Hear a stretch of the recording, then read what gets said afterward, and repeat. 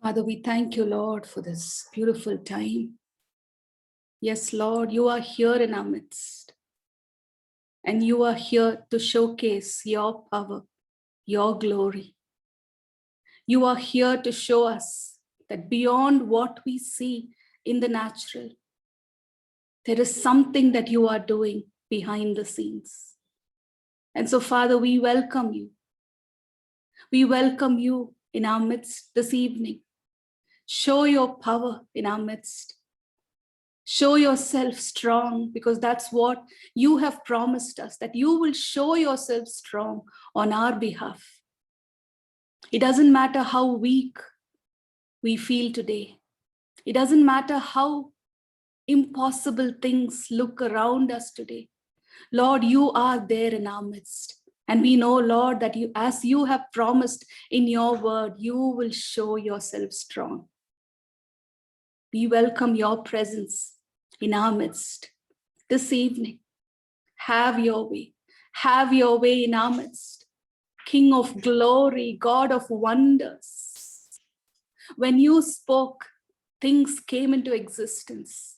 And so, Father, even as your word is being heard, may things change in our lives. We thank you that you are here to touch us.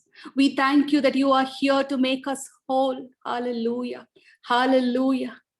Let's all lift up praises. Let's all worship this King of glory. Let's all worship him in whichever language you want to worship him. Give him the highest praise. He is here and he is going to showcase his power in our midst this evening. Hallelujah. Hallelujah. We praise you, Lord. Lord, not our will, but your will be done. King of kings, God of heaven and earth, our healer, our redeemer, prayer answering God. We praise you, we praise you, we praise you. There's someone here with pain in your tongue. You have soreness, there's kind of boils in your tongue, and God is touching you. God is touching you right now. There isn't a specific time that only after message God is going to heal us. God heals us. God is at work from the very moment that we got connected. His power is here. His presence is here in our midst. So if you are here and you have pain in your tongue, you have soreness in your tongue, you have severe pain, receive your healing touch. Receive it in the name of Jesus. Hallelujah. There is someone here who's praying for a condition in your hand. It could be you or somebody in your family. It is something related to the nerves. There is shivering. The hand keeps shaking. There is weakness in that limb. Today, God is healing. Today, his healing presence is touching you and making you whole. Receive, receive, receive his presence. He has promised to show his power in our midst today. And he is here. He is at work right from the very beginning. Father, we thank you, Lord. We thank you for what you are doing. We thank you for what you are accomplishing in our midst this evening. We worship you. We worship you. Have your way in our lives. Have your way in our midst this evening. In Jesus' precious name we pray. Amen. Amen. Yes, thank you once again for joining us today on this online meeting. Yes, God works in unique ways, and even as we are prepared to receive his work in every which way, God continues to work in our lives. Amen. So let's expect the unexpected. He moves in unique ways that we cannot imagine possible. Amen. So our message for the day today: prepared for every good work. Yes, for many of us, I would say for people of great faith, there is this great question in us, right? Sometimes it's a mystery, a source of great frustration, sometimes a source of confusion. Does God have a really fine-tuned plan for me, or is it only for some certain people that that God has this calling? What is God's calling for my life? Or we sometimes we think, is God's call very general, and the details is left to me to just add it up as I go? How exactly am I to pursue that calling that God has given me? So we have these questions time and again, and sometimes it's a source of confusion also. The Bible says that that God has prepared each one of us, you and me, every one of us, for every good work. Amen. He has prepared us for all that, all those things, those good works that He has called us to do. So the Bible clearly says that we have already been qualified. We have been called, we have been qualified, and we've been appointed to do those good works. As we read in the book of Jeremiah, he says that we have been qualified and appointed to do those good works even before we were born. So let's turn our Bibles to Jeremiah chapter 1, verses 4 to 5. Jeremiah 1, 4 to 5. The word of the Lord came to me saying, before I formed you in the womb, I knew you. Before you were born, I set you apart. I appointed you as a prophet to the nations. So as this word declares to us, God knew everything about us. He did not conjure on something after we came into being. He did not cook up something, in the last few years of our existence here. No, God knew everything about us even before we came into being. So nothing about us can surprise God. So today, even as we listen to this message, may we know that we as God's children, we as the redeemed of the Lord, you and I, we've been chosen, or we've been set apart. As Jeremiah 1, 4, 5 says, we have been set apart, we've been qualified, we have been appointed and prepared for every good work God has called us to do. So I think it's good that each of us declare it over ourselves. Let's place our hand in our heart and say, I have been chosen. I have been set apart. I have been qualified. I have been appointed.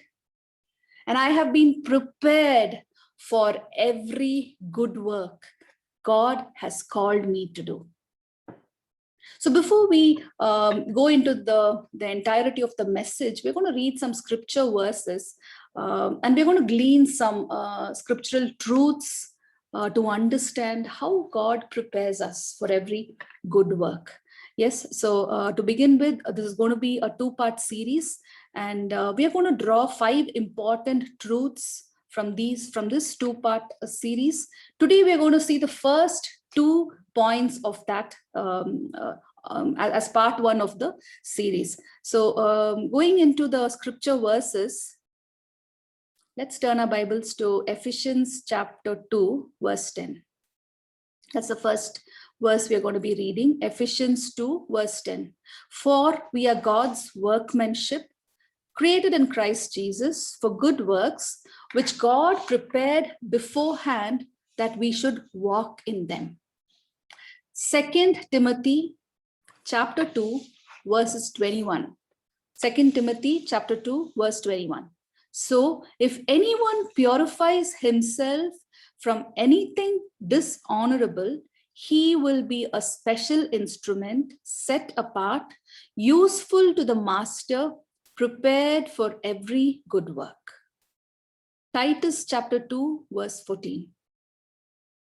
He who gave himself for us, that he might redeem us from every lawless deed and purify for himself his own special people, zealous for good works.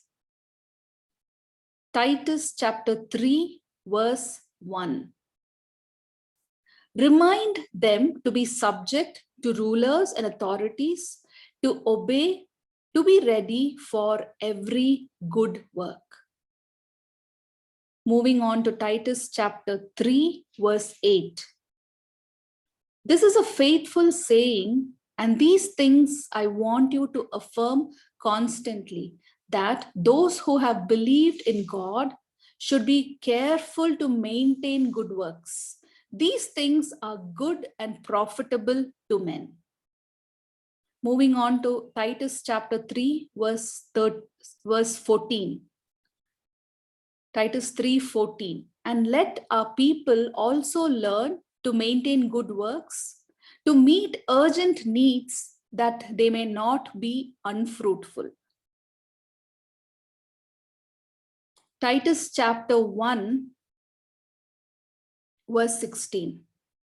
They profess to know God, but in works they deny him, being abominable, disobedient, and disqualified for every good work. Then we are going to be reading James chapter 3, verse 13. James 3:13.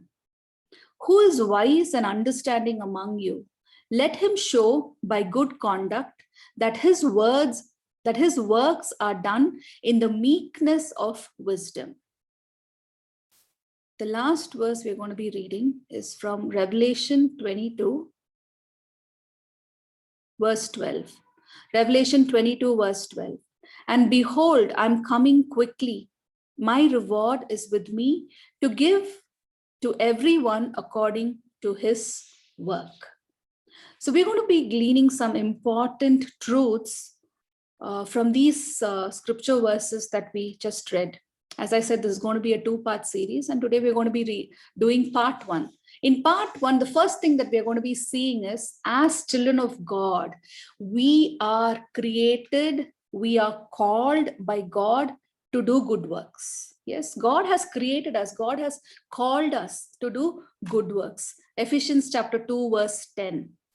For we are his workmanship, created in Christ Jesus for good works, which God prepared beforehand that we should walk in them. In fact, this verse we've been seeing in so many of our previous messages. God has been speaking to us through this verse so many different times. So the first thing that we're going to assure ourselves that you and I, as children of God, we've been created, we've been called by God to do good works. Now, if you look at Ephesians chapter 2, verse 10, there are 4 P's. In this text, we are reminded of 4 P's. The first P is the person that we are.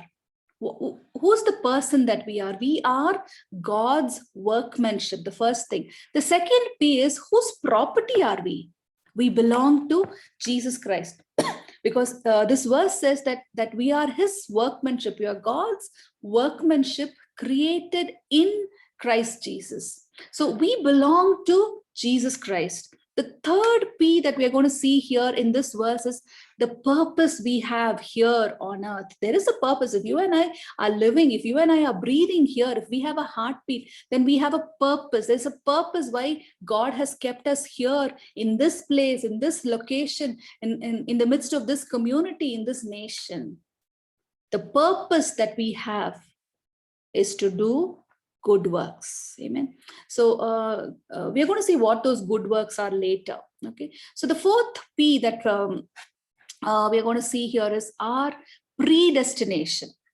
God has predestined us. What is our predestination? It says in advance. It has been prepared in advance. What has been prepared in advance?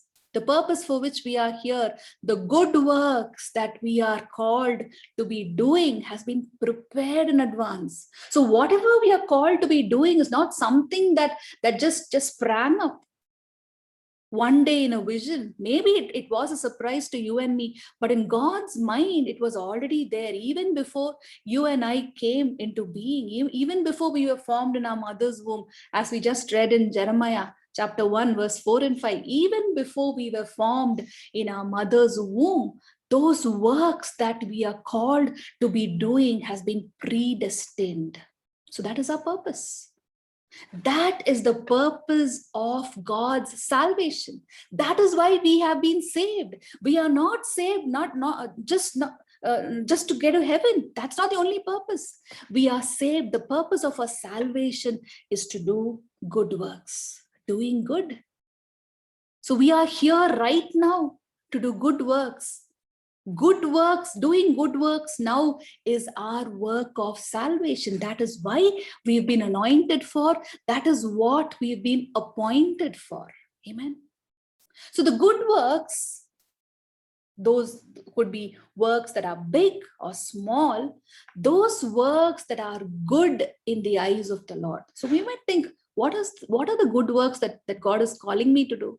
It could be something big, it could be something small, like saying a good word of comfort to someone who's going through a problem, to someone who's lost a loved one. Those things that are good in God's eyes, we got to be engaged in those. So we must see good works the way God sees them. We must see works the way God sees them, and we must always strive to do them. It's not easy.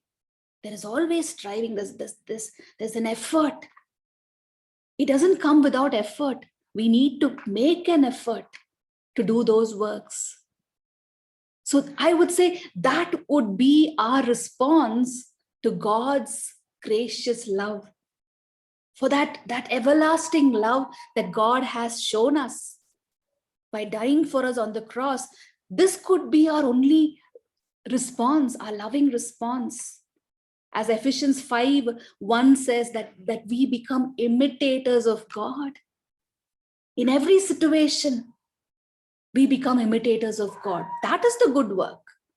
We don't have to go to Africa to preach the gospel. Of course, that is a good work that some people are called to be doing, but not everyone is called to do that. But to be imitators of God in every circumstance, as the word of God commands us to be, that is a good work that God calls us. So in Christ Jesus, you and I have been created to do those good works. We are not saved only to go to heaven. Going to heaven is part of our salvation. But while we are here on earth, our privilege, our responsibility, our duty, our calling is to do good works. None of us are exempt from that. Young, old, healthy, sick, however we are,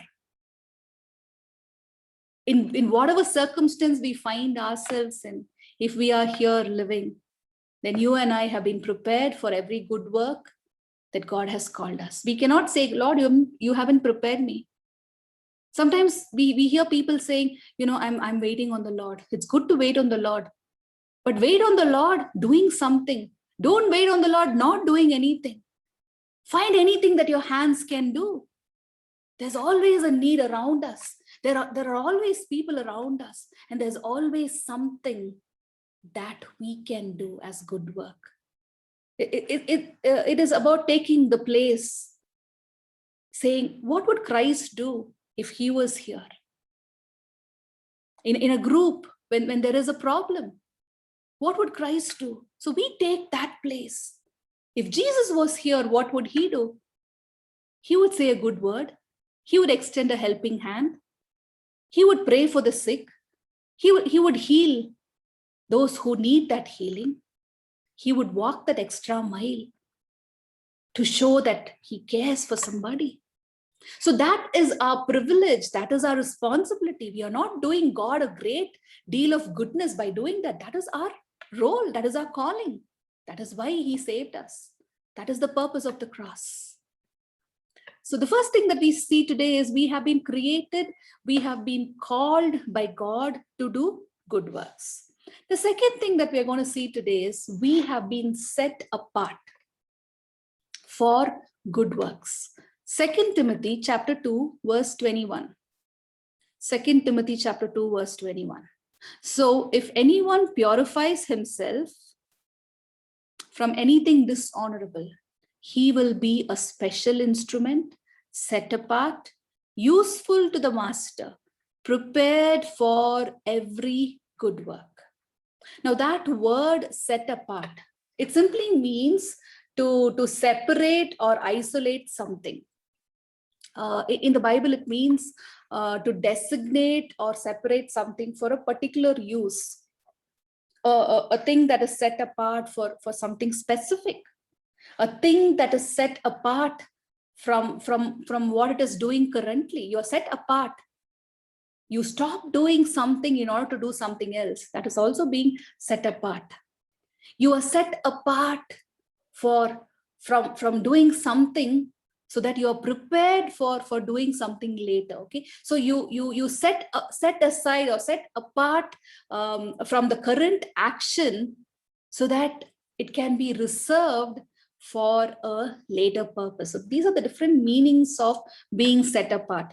Now, in the Bible, the scriptural meaning of set apart means consecrated. What is consecrated? To make holy, to sanctify, to purify, to dedicate. Okay, so when the Bible says that you and I have been set apart by God, even before we came into being, it simply means that you and I have already been consecrated, we've been sanctified, we have been purified, we have been dedicated, we've already been dedicated and prepared for that good work.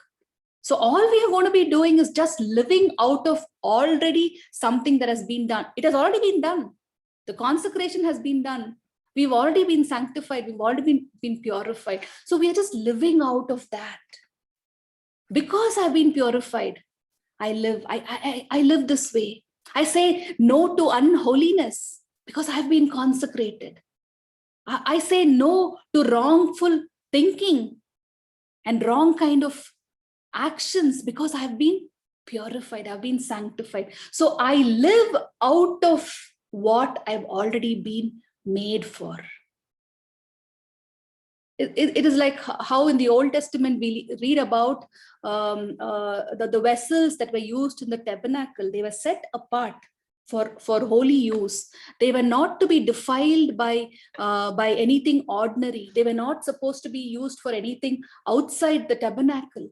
So it was a symbol that those vessels were only for use at the tabernacle. They were a symbol of God's holiness.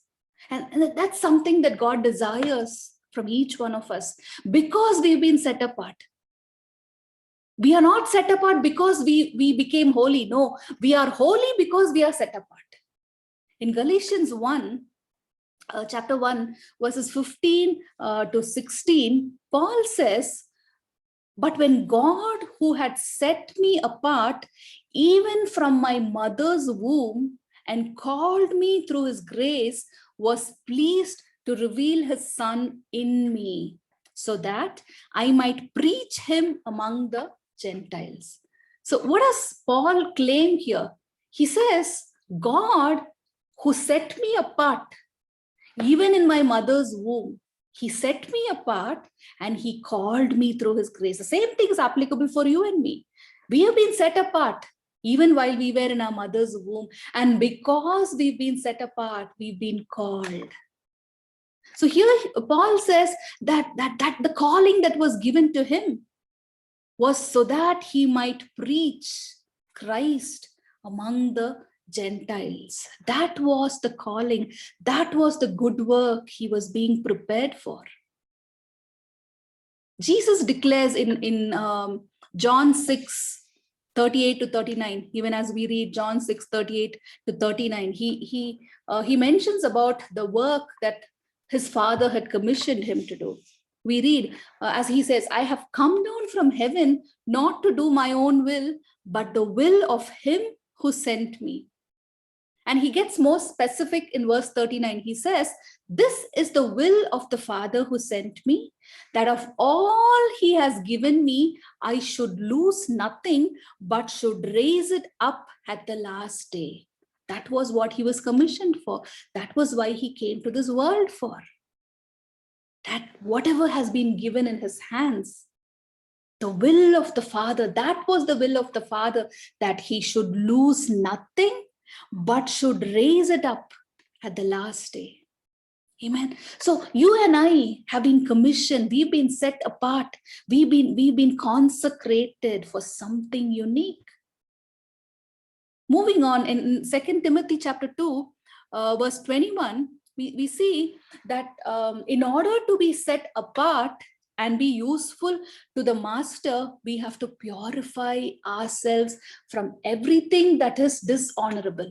So it's a constant process. It's not something that happens once and say, okay, once done, forever, for lifetime. I've been consecrated, I've been set apart. Okay, so now it's fine. No, this is something that needs to happen on an everyday basis. That we need to be cleansing ourselves. We need to be purifying ourselves from everything that is dishonorable. 2 Corinthians chapter 7, verse 1 says, therefore, having these promises, beloved, let us cleanse ourselves from all defilement of flesh and spirit, perfecting holiness in the fear of God. So because I've been set apart, because I've been called to be useful to the master, that has already been given to me, I've already been appointed, therefore I need to cleanse myself. Because of the calling, because of the consecration, I cleanse myself from all defilement of flesh and spirit, and I keep perfecting myself in holiness. I believe that's the role of the bride of Christ. As his bride, this is our duty, that we constantly keep cleansing ourselves from every kind of defilement, all kinds of defilement of flesh. That is the one mark of us who have the hope of Christ's return here, that we constantly purify ourselves. So the question is, when do we stop? When do we stop purifying ourselves? We stop purifying ourselves only when we become as pure as Christ is. So it's a lifelong process until we meet him face to face. So today the question is, how many of us want to be that special instrument? Because that's what 2 Timothy 2:21 says, that God has called us to be his special instrument, to be set apart. But the truth is that our usefulness in the master's hands depends on the extent to which we cleanse ourselves. The master cannot use an unclean vessel. He is a holy God, and he needs a holy vessel, a holy instrument. So our usefulness, it could be small in our eyes, but in the master's eyes, there is nothing small, there's nothing big. Our usefulness in the master's hands depends on the extent to which you and I will cleanse ourselves. Moving on, as we read 2 Timothy chapter 2, if we move on reading from verses 22 onwards, there are certain insights that we see Paul giving us. Verses 22 onwards, he says, flee also from youthful lusts, pursue righteousness, faith, love, peace with those who call on the Lord out of a pure heart. Verse 23, avoid foolish and ignorant disputes, knowing that they generate strife. And a servant of the Lord must not quarrel, but be gentle to all, able to teach, be very patient. Yes. So here he says there are various aspects he talks about. How you and I, as children, as his servants who are set apart, how you and I can be useful. So there are various aspects of our usefulness. But as we read this text, the opportunity to be used, or the extent of our usefulness, is based not on God's action, but on our actions. To what extent we conduct our lives. So the first thing that we see here in verse 22, to be greatly used by the Lord, we must separate ourselves from ungodly relationships. Our relationships affect us, affect how much God can use us. So if our relationship is with people who compromise with the world, love sin, those people who are caught in false doctrines, many times it hinders our usefulness. So we got to be very careful with our relationships. In Proverbs 13:20, we read, the one who associates with the wise grows wise, but a companion of fool suffers harm. 1 Corinthians chapter 15, verse 33. Do not be deceived. Bad company corrupts good morals. So partnering with those people who live compromised life many times can affect us negatively. But God has called us to be the salt and light. So to whatever extent that we can be an influence to their lives, we need to be, but we should not be influenced by their compromised life. Amen. It should not affect our character and our usefulness to God. So we need to be very careful with our relationships. Now, even as we read in Genesis chapter 12, when God called Abraham, he calls Abraham out of his familiar settings. He's saying, leave everything and come. Abraham had to leave his familiar place, the family. He had to leave all of those relationships. The only reason being the place where he was, the people with whom he was living were idolaters, and God had to release him. God had to separate him. He had to be set apart from those ungodly places, from those ungodly relationships, in order to be fully used by God. So the same thing is true with you and me. Sometimes God separates us from things that we hold very close, from certain relationships, from certain lifestyles, from certain things that we've been connected with for years. God separates us. Now he does that so that we could be more useful. When we obey him, God prepares us to be useful vessels, suitable for every good work. Amen. So the good work that we are talking about is not only limited to serving in church. It includes various other areas. It includes our own family. It includes our community. It includes the businesses that we are doing. It includes positions in government. It includes something with the nation. So wherever you are, whatever you are doing right now, are those places where God has called you to do good work. You don't have to move anywhere else. Your place of work, your place where you are living, your neighborhood, that is the place that God has prepared you for. So it is up to us to release, to just let go of whatever God is removing from us.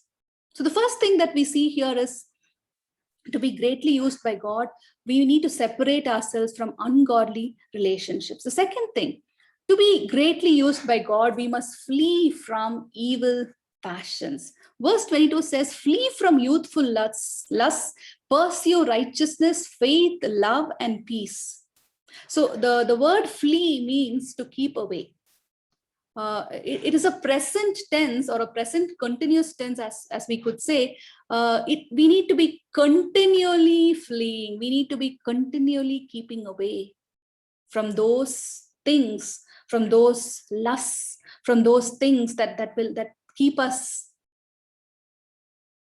that will keep us caught in these sins. In Galatians 5:24, he says, Paul says, those who belong to Christ Jesus have crucified the flesh with its passions and desires. So what are those fleshly passions? What are those fleshly desires? When we belong to Christ, as Galatians 5:24 says, we have crucified all of those desires, all of those fleshly passions. In Galatians 5:16 to 17, Paul says, walk by the Spirit.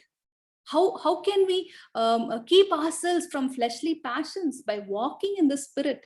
He says, walk by the Spirit and you will not gratify the desires of the flesh. For the desires of the flesh are against the Spirit. They are opposed to each other. The desires of the Spirit and the desires of the flesh are opposed to each other. So we need to walk by the Spirit at all times so that we will not gratify the desires of the flesh. So what are the desires of the flesh? What are the deeds of the flesh? We read that in Galatians 5:19 to 21. Now the deeds of the flesh are evident, which are immorality, impurity, sensuality, idolatry, sorcery, enmities, strife, jealousy, outbursts of anger, disputes, dissensions, factions, envying, drunkenness, carousing, and the things like these, of which I forewarn you, just as I have forewarned you, that those who practice such things will not inherit the kingdom of God. So there's something very serious that Paul is talking about. We could be doing things, the so-called good works, but if we don't crucify the flesh, he says, those who practice such things will not inherit the kingdom of God.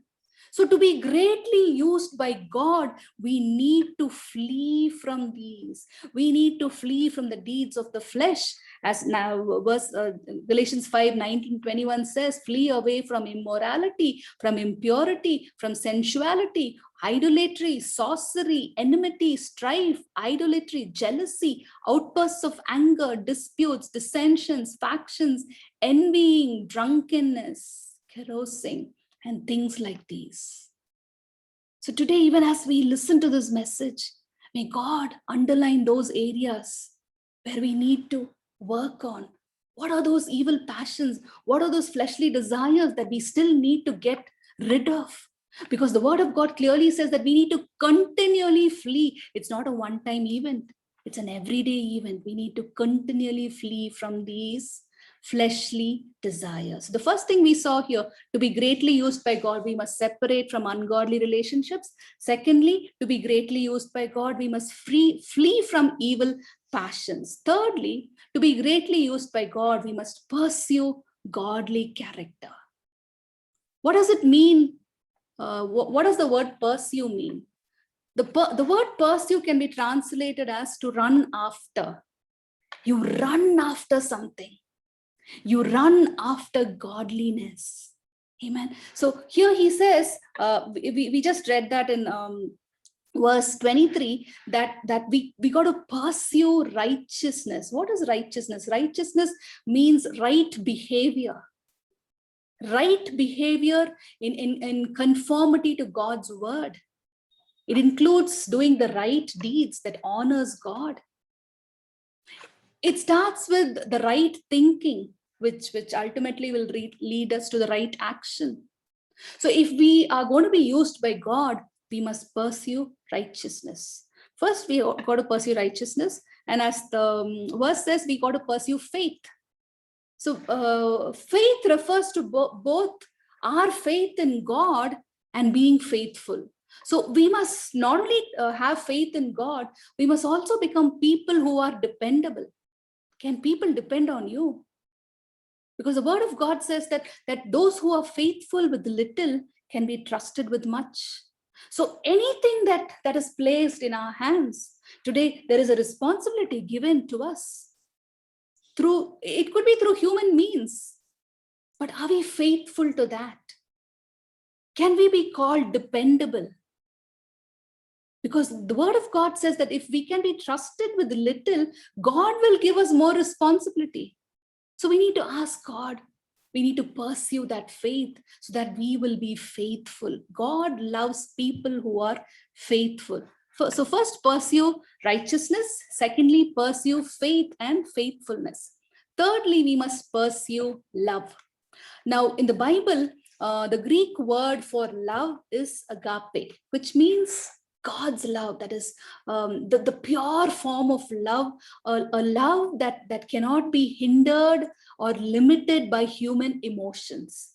So when we say agape, when we say pursue love or pursue agape, we're talking about a decisive love, a love which causes us to serve even those who are unlovable, a love that causes us to serve even those people who have hurt us. So it is a love based on our choice to obey God, because God has commanded us to pursue love.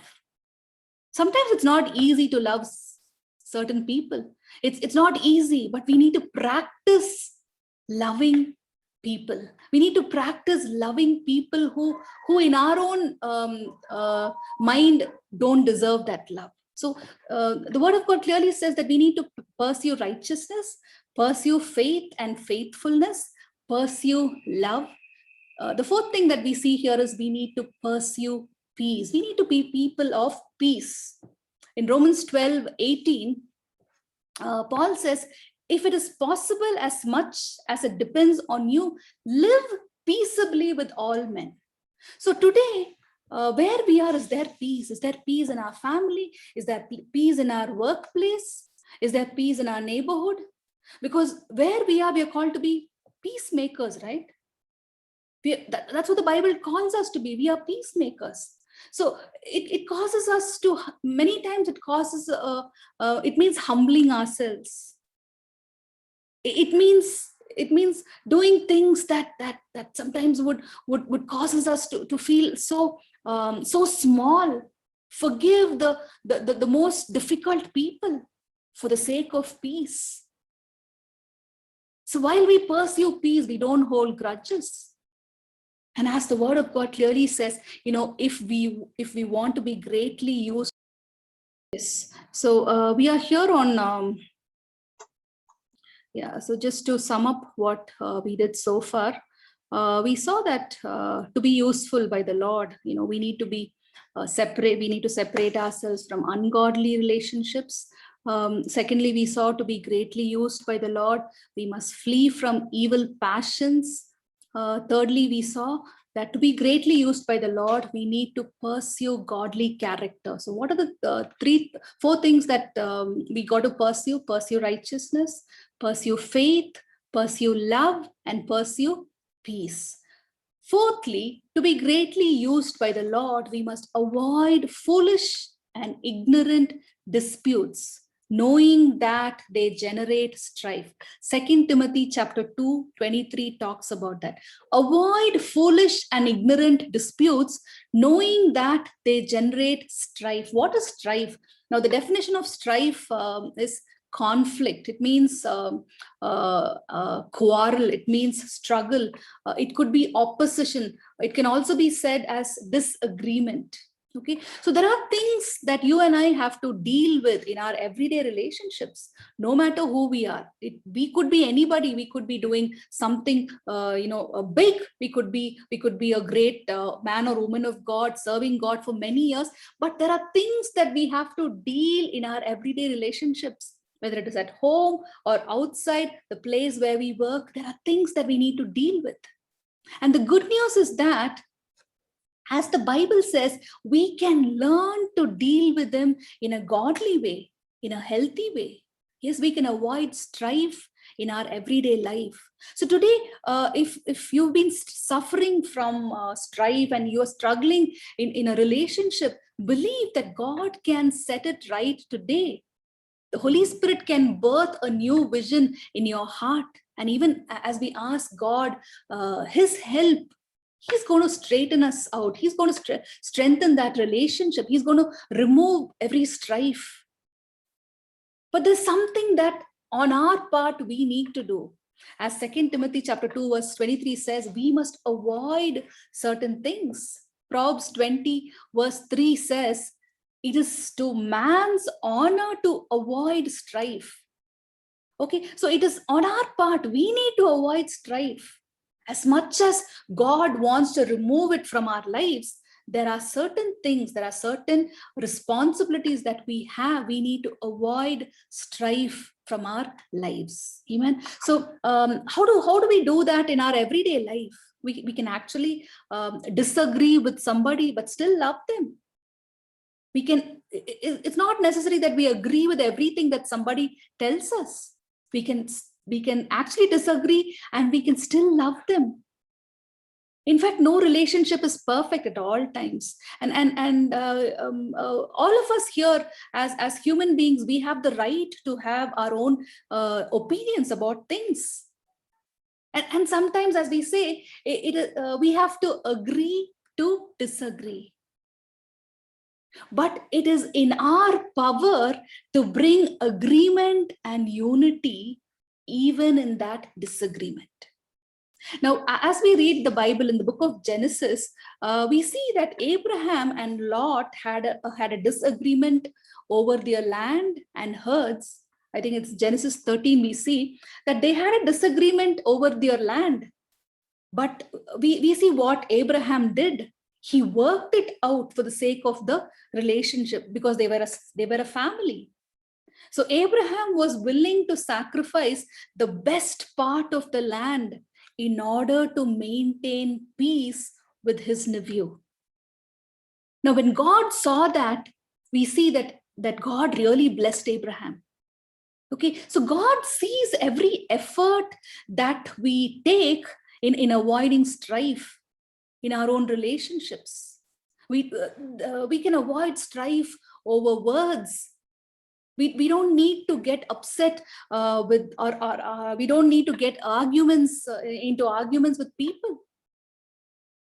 Okay, there are certain things that God, in his own time, he will do it. The Bible says that you and I are called to be the salt of the earth and the light of the world. He never said that you and I are called to straighten people out. That is not our job here. We are not here to straighten people out. We are here to love them and let God work on them. We are not their savior. Jesus is their savior. And he knows how to do it. He knows how to reach out to them. Our job is just to practice God's love in our everyday relationships. Amen. So avoid strife. The fourth thing that we see here is to be greatly used by God. We need to avoid strife in our everyday life. Finally, to be greatly used by the Lord, we must become servants. We see that in 2 Timothy chapter 2, verse, as we read from 23 to 26, we see that name, the Lord's servant. Now, the Greek word for servant, it means bond slave. The word servant translated in Greek means, it means bond slave. Now, bond slave, as we know, they have no will of their own. They are totally under the command of their master. So this is the type of person God uses. Yes, a person who's totally committed to serving God, a person who's totally committed to serving not only God, serving others also. So when God looks for a person to use, he always finds somebody who serves, who has a servant mentality. In Matthew chapter 20, verse 26, Jesus says, whoever among you wants to be great, you must be your servant. So if you want to be great, you must be willing to become a servanthood. So leadership or servant leadership is not about a position. It's not about a skill. It is about our attitude. Leaders with a servant mindset always find ways in order to add value to others. That's what a good leader will do. A good leader with a servant mentality will always find ways to add value to others. And the primary way that they do is by serving, not by being served, but by serving others. Now, the best example of serving or servanthood we see in John 13, where Jesus exhibited the example of the greatest servant. Now, this story is very familiar to all of us. When the disciples gather in the upper room for the Passover, they have an interesting discussion going on. Each one is arguing about who is the greatest among them. And when Jesus saw this, he decides to make an object lesson out of it. So after supper, Jesus strips down to a garment around his waist, and he takes a basin of water and a towel, and he begins to wash the disciples' feet. Now, after Jesus finished this act, Jesus discusses the meaning of what he did. he reminds his disciples that the master and the Lord, Jesus, had just had washed their feet. So no position that they are in should prevent them from doing the same thing from someone else. So Jesus just let them know that if he, the master, washed their feet, they, as his disciples, definitely have to imitate him. So what Jesus did was a model that was supposed to be reproduced. So today we don't go washing people's feet literally, but there is something beyond in the spiritual. Are you willing to wash somebody else's feet? Are you willing to stoop down and do something, irrespective of your position, irrespective of the power that you have, irrespective of your title, irrespective of how much you have studied or the family that you've come from? Are you willing to do that to somebody? Are you willing to stoop down to a level where Jesus has asked us to? Because Jesus has modeled it out for us. Amen. So a person who's used to be greatly used by God, we must become servants. Amen. So that is what God is expecting from us. And I believe as Jesus lived here on earth, those years that he ministered, that is what Jesus did. He always sought ways to add value to others. He always sought ways to replenish people, to repair, to rebuild people. And that, I believe, is what you and I are called to be doing. That is one of the biggest work, or the good work that you and I are called to be doing. To add value to somebody's life, to replenish their life, to repair their life, to rebuild their life. You might be thinking, I'm already broken. How can me, a broken vessel, do that to somebody else? But even as we take that step to do that for somebody else, we will see our own lives being built. That's a promise that God gives us, because he has already prepared us. Just because you and I are going through a situation, just because you and I are feeling broken and insufficient within, does not prevent you or does not disqualify you from doing that good work. Amen. You have been prepared. You have already been appointed. You have been assigned to be doing that work. So as we finish part one of this message, this is what we saw today. The first thing we saw was you and I have been created. You and I have been called by God to do good works. Secondly, we saw that we are set apart. We have been set apart for good works. Now, as 2 Timothy chapter 2 verse 21 says, you and I have been called to be those special instruments. You and I have been set apart so that we can be useful to the Master, so that we can be greatly used by God, prepared for every good work. So we saw those points, how to be greatly used by the God. To be greatly used by God, we must separate ourselves from ungodly relationships. Secondly, we saw to be used by God, we must flee from evil passions. Thirdly, we saw to be greatly used by God, we must pursue godly character, pursue righteousness, pursue peace, pursue faith and love. Fourthly, we saw to be greatly used by God, we must avoid strife in our everyday life. And fifthly, finally, we saw to be greatly used by God, we must become servants.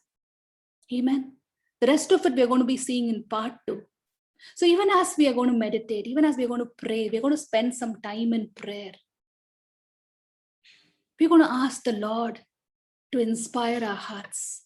Maybe you've never thought about this, about the good work that God has called you for. Maybe you've never even imagined.